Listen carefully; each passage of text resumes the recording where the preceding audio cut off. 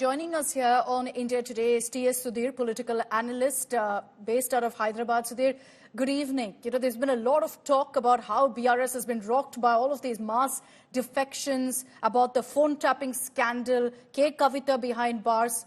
It can't get worse, really, for BRS. Do you think it's right to call this an existential crisis of sorts? And what do you think really has gone wrong for BRS so badly after the assembly election rout? Well, existential crisis as a phrase may be a bit extreme, given the fact that KCR has faced such crisis before, also before the Telangana became a state. But definitely a huge political problem as far as the BRS is concerned, because there are too many issues which have come to the fore ever since they lost power about 100 days ago in December.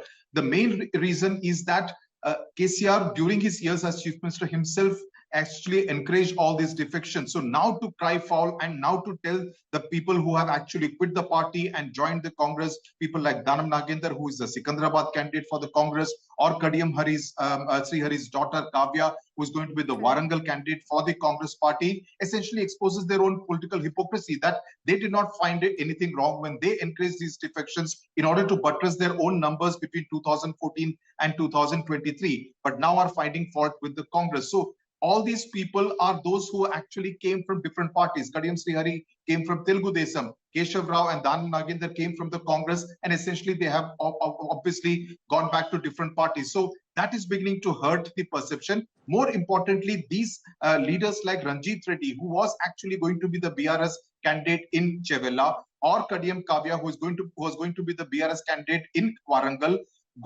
leaving the party, joining Congress, and becoming the Congress party candidate in these two constituencies, is beginning to create the perception that the BRS is not really looking like a party which can win the Lok Sabha elections. And that is going to hurt even on the ground. We see this as a battle really emerging between the BJP and the Congress. Both parties looking to gain at the expense of the BRS. The BRS won about 9 Lok Sabha seats last time. This time, it will really struggle at the hustings, and most of that vote share is likely to be divided between the Congress and the BJP. This election was supposed to be crucial for the BRS to kind of establish themselves also as a national party after changing from the TRS to the BRS. Do you see that going, do you see them going back on that decision, Sudhir, that KCR could decide, look, that we're going to focus again on Telangana, because it doesn't seem like they have their act together in the state, let alone focusing on the country?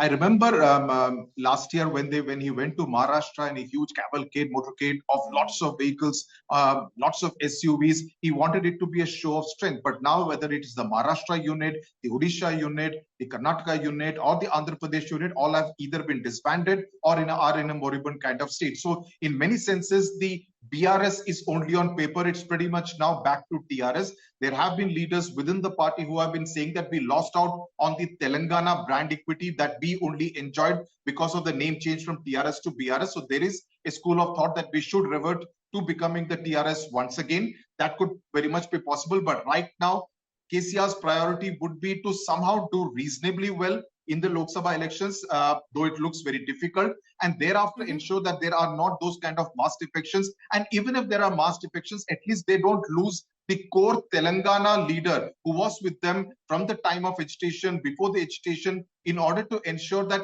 even if people leave, they are those people who joined only after the party came to power here in Telangana.